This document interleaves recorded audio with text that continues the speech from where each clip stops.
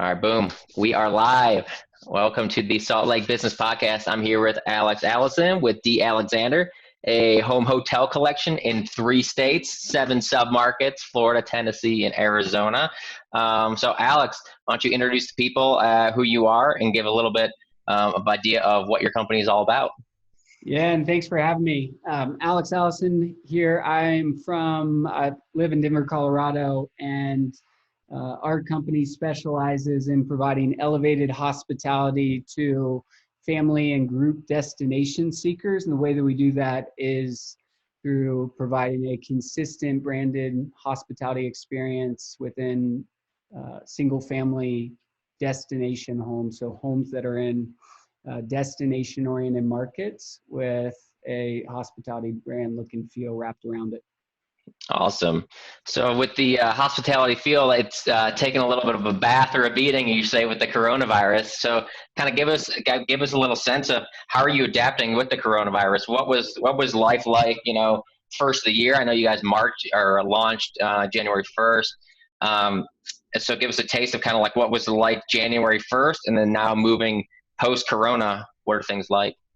Yeah, it's changing by the day. I'll start there. And the best thing that we can do, or we believe we can do, is just continuously listen to the feedback from our community and the needs of our community and adapt accordingly, which is what we're doing today. So if I were to take a step back, we launched D. Alexander in D. Alexander Capital, our real estate fund, in the middle of last year.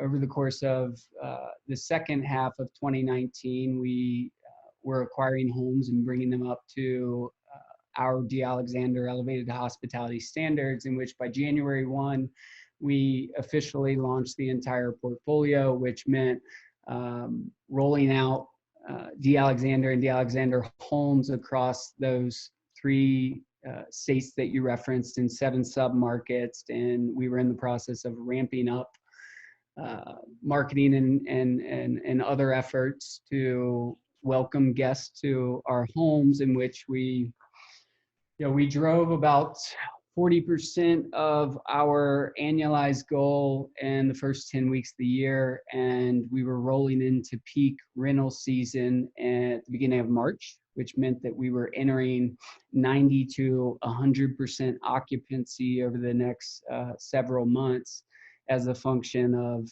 the seasonal nature that comes with some of our markets.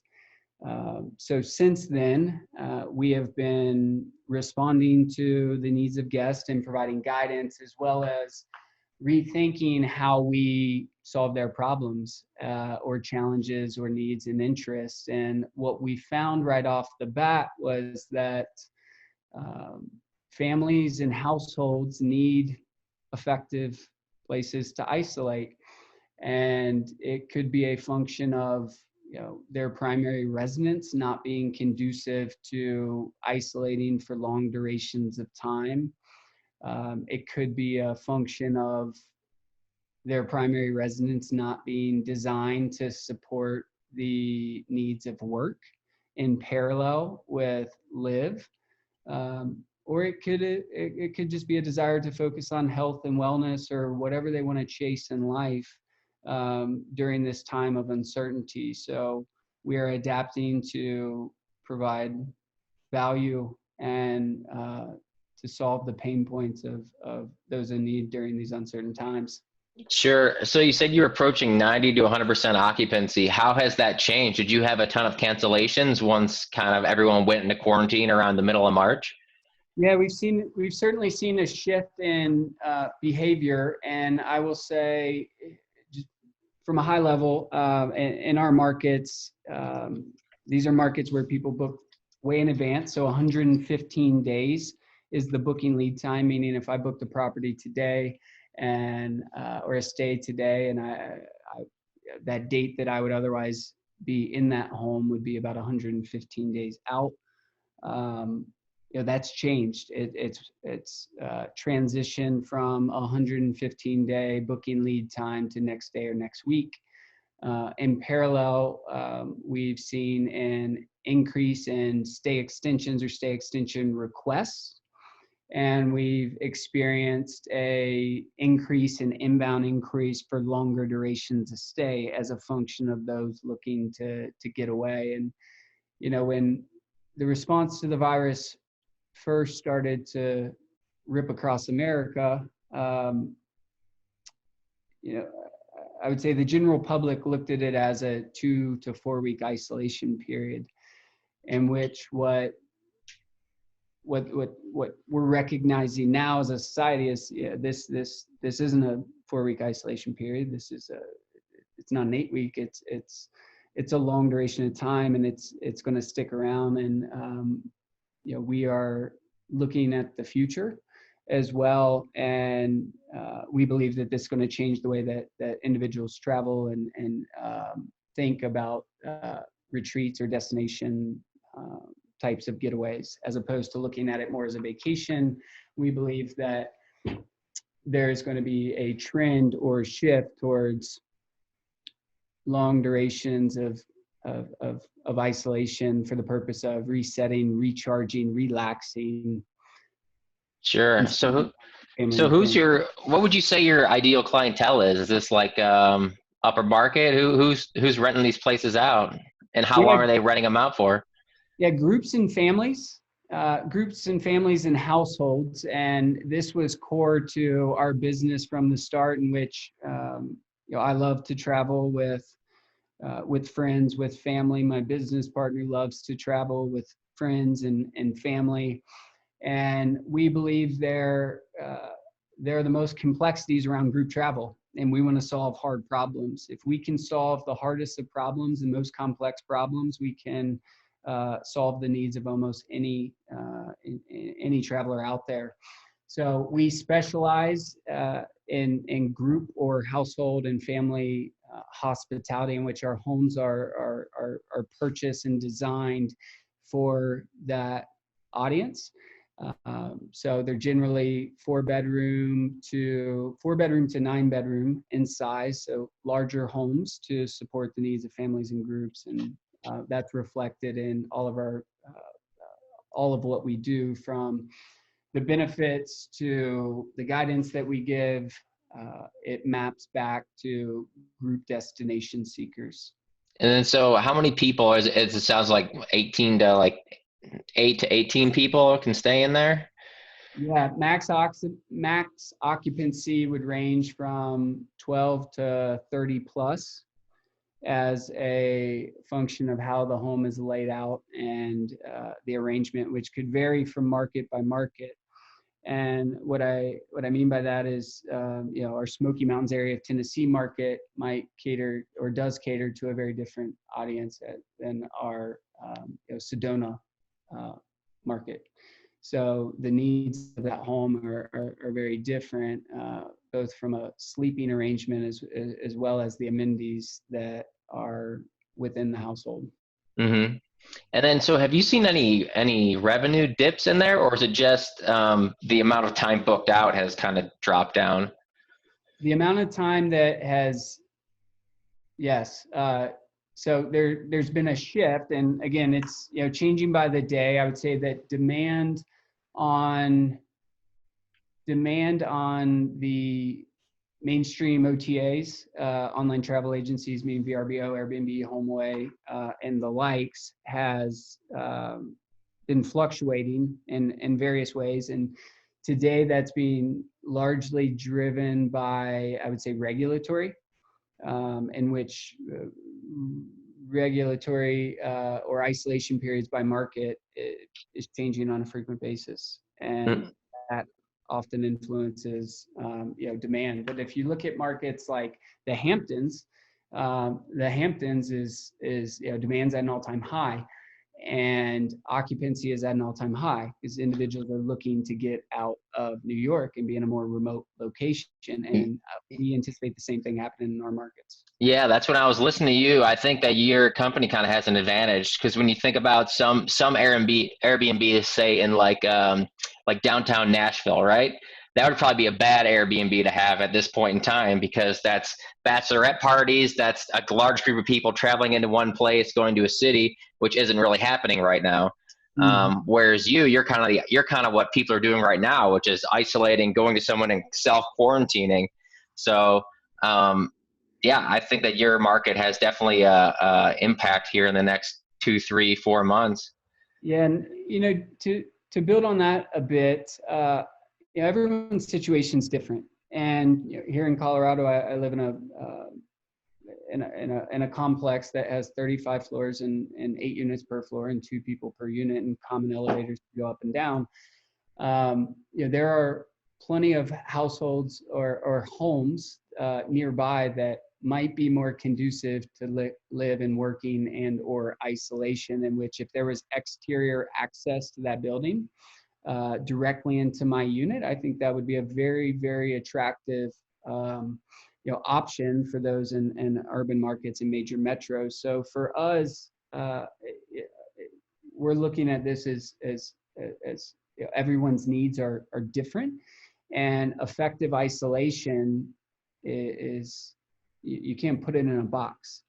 And for everyone listening that's thinking about isolating, I we just say look at your own current living situation. And for me, I know that I would be more isolated if I was in a townhouse that had exterior walk-in access, or one of our destination homes that was remote by default. Hmm. Yeah, so you guys are a relatively young company that started last year, middle of last year, and then launched officially in January of this year. Take me through that story. How did this idea come to be? Who was the team that set it up, and how did you get to where you are today? Yeah, it's a good question. I've been in and around real estate pretty much my entire life. And I grew up in a contractor family. My father was a contractor and a builder, and as early as I could carry a hammer, I had a hammer in my hand. So in and around real estate construction, residential real estate construction, since I was very young. I got my real estate license when I was 19 in Cincinnati, Ohio. I sold my first house when I was 19, bought my first home when I was 19. At the time, I was studying entrepreneurship at university, as well as playing soccer full time. And my brother was a practicing real estate agent, commercial real estate agent, and that's how he paid his way through law school. He felt like at that time, he felt like the real estate transaction was challenging to do on the road. He shared that concept with me, and I joined him on that venture. And that was in late 2008. We launched the company in 2009, and that company today is the way that the majority of residential real estate deals in the United States get done. Can you And say the name of the company? yeah, the company's called Dot Loop, and today we were acquired by Zillow Group in 2015. And around the time of our acquisition, myself and my partner Dustin Abney, he was a early team member at Dot Loop as well, and ran operations and other aspects of the business, growth-oriented aspects of the business. And we were both traveling with friends and family and groups, and we found it challenging to find great homes that were conducive to groups. In parallel, we were investing, fixing, flipping residential real estate and operating as both short and long-term rentals. And for me, I always I wanted access to homes that were conducive to living and working, and that had the same hospitality grade standards that I was familiar with or used to with traditional lodging, but otherwise wasn't getting. And when we looked at the marketplace, the majority of homes are owned by individual people. They're traditionally secondary homes. So they have that individual owner's stamp on the home. And it makes it very challenging or impossible for even a great operator to deliver true hospitality brand standards from home to home. So when we broke down that problem, we looked at it as an ownership challenge. So one element that's unique about our business is that we own all of our assets through a real estate fund structure, which gives us ultimate control over the underlying home, which enables us to deliver what we refer to as elevated hospitality. Yeah. So I know in Denver you have to be on Airbnb on those platforms, you have to be an actual owner. It has to be kind of your secondary home. Do you have those restrictions in the locations you're at? Are you on Airbnb and VRBO, or kind of what's your distribution? How do you get out to the public? Yeah. So, again, we're very early in the life cycle of the company, and in 4.5 years, our goal is to have 1,000 homes and vibrant markets all across the country. And regulatory. Salt Lake, baby. Yeah, Salt Lake's a beautiful market, and just honestly, when you look across America and evaluate kind of where locals are spending their time within a 4-hour drive, it will uncover a lot of amazing markets and that aren't traditionally on the map. And that's how we approach it, is by looking at a combination of data from multiple sources, as well as synthesizing information from various sources. But to get back to your regulatory point, when you look at markets whose primary economic driver is tourism, and there is a low supply of traditional hospitality and lodging, and where the majority of homes in that area are owned by secondary homeowners and generally operated as rental homes or destination homes. Typically, the regulatory elements there are renter friendly. So we look for markets that fit that mold, in which they are supportive of single family short-term rentals, because that is their economic element. Whereas major metros, urban markets, they have a responsibility to everyone else in that given market. And that means that there's going to be regulation around how individuals make available homes, which rightfully so. Mm-hmm. Yeah. So going back to your point on how you choose these destinations, so is like the majority, or the starting point, I should say, being a 4-hour car ride from a major metropolitan city. Is that kind of like the basis, and then you kind of go off from there? Yeah, we let data tell us where, from an investment standpoint, given that we own the assets, we have to look at the underlying economics behind supply and demand, and investing in that asset. So we're technologists at our core, and we leverage data to guide the way. But in parallel, it has to meet or exceed what our audience is looking for. And so understanding who we're catering to, as well as accounting for the raw economics behind the asset. Because in order for us to deliver great, exceptional hospitality, elevated hospitality, the business economics need to support it. And certain markets, like some of the mainstream markets that you traditionally think of, might not support just the business economics that are required to invest in assets and operate them as single family short-term rentals. It works if it's your secondary home and you want to utilize that home and pick up some additional benefit along the way. But we're looking to build a hospitality brand that provides superior service to the individuals that are or our community that are staying at our properties. So we allow data to guide that direction, and we look at experiences that map back to what we believe destination seekers are looking for. If you could going back to the analytics portion, so what data are you looking at? Is there certain software tools you're using? Like, are you looking at demographics, income level? Like, what? Give me a kind of a picture of how you're using data to guide you. A combination of supply and demand. At the end of the day, it's looking at the demand side of the equation. So occupancy, average nightly rate, and shifts, and traditional short-term rental demand. And there's sources out there. One of the leading ones is AirDNA, which is a strategic partner of ours, and AirDNA is a big piece of our business, in which we leverage it to determine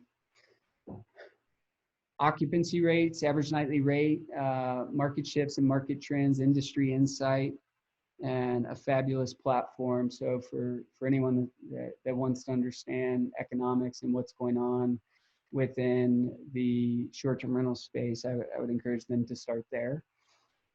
In parallel, we look at the buy side of the equation in terms of home values and some of the basics that you would traditionally look at as say a real estate investor, and we mash that data up in such a way that it identifies the max yield on an underlying home.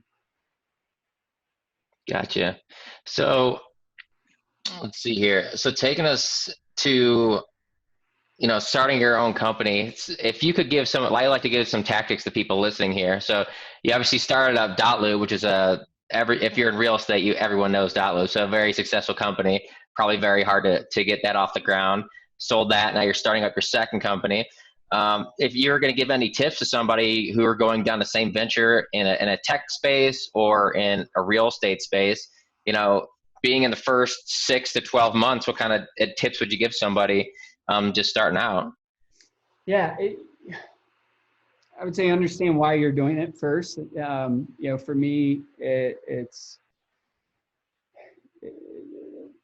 it's really about finding a problem in the marketplace and delivering value to people, and building something that has the opportunity to impact the world. And everyone's reason is different, and there isn't a right or wrong. So I would say just getting clarity around your why. The second is finding great people. It's really challenging to start a business, and the only way to get through it efficiently and optimally is by having great people around your company and you. And that could be a collection of advisors, mentors, investors, core team, partners. It could be your first customer. So just recognizing that building a business is challenging, and it's even more challenging if you're doing it by yourself. Yeah. Yourself with great people. Yeah, for sure. Yeah, I'm probably a year and a half, coming up on 2 years and starting my business. And I'd say the reason I'm where I am today is my team has been carrying, because when you're to the first 12 months, you're running around with your hair on fire all the time. So it's good to have other people that are in it with you to win it. So where would you say, where have you found the best people to work with? Are you just out there networking, or are these people friends from school? Yeah, for me, it's generally the individuals you're closest with today either know someone that might be a great fit for you, and or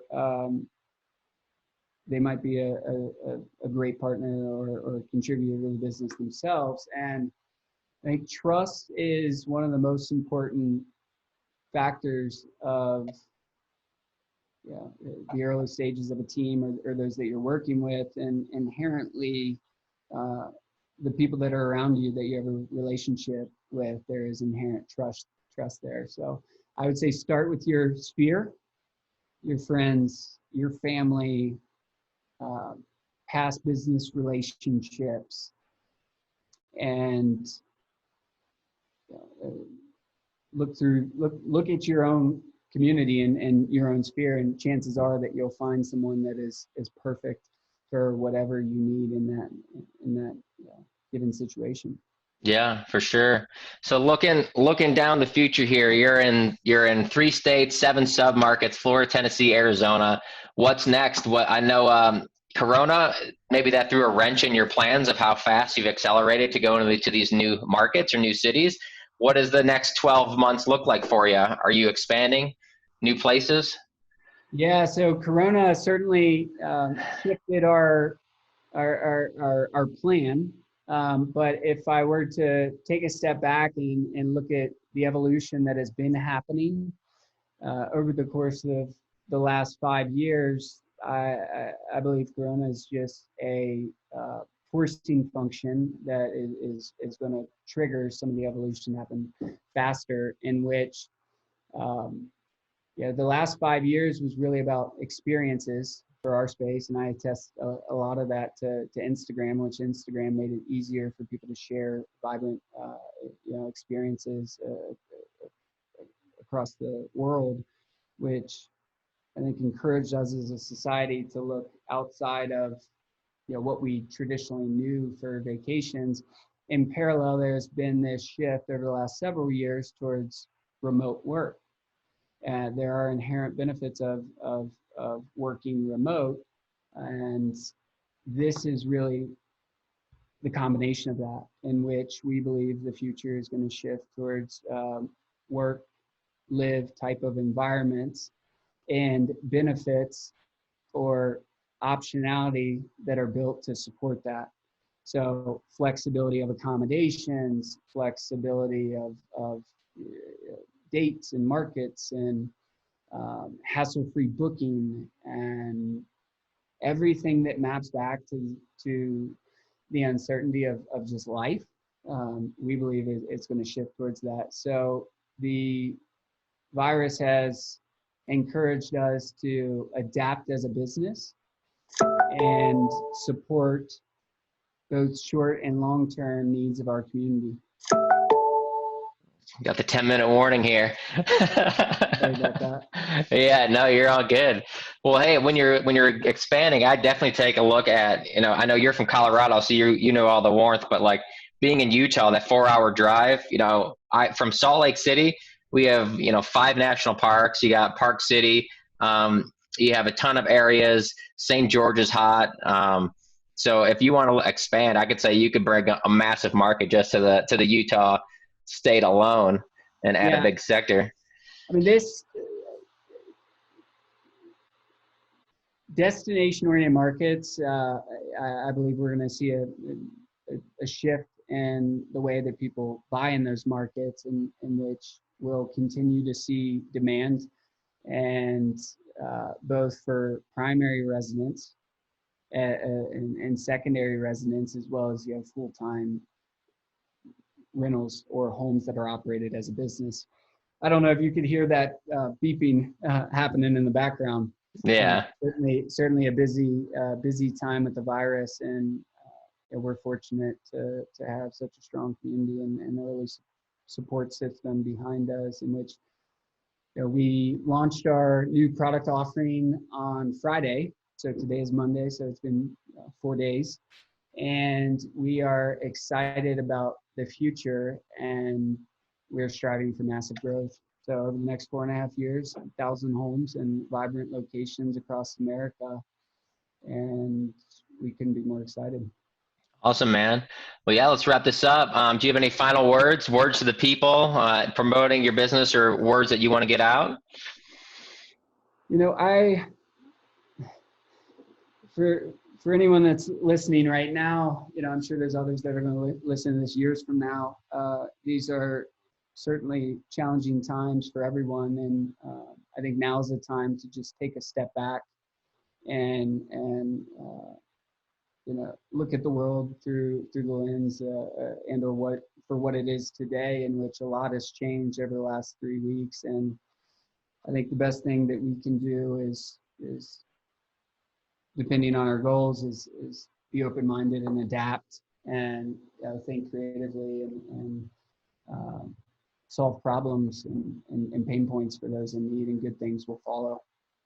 Awesome. Well, Alex, I really appreciate you having you on. This will be up live on podcast streams and on YouTube. So guys, if you need to get away from the virus, or just away from your family, or you can bring your entire family to one of these destination locations for 14 or more days, hit them up, D. Alexander, check them out online. Once again, thank you. Later, guys.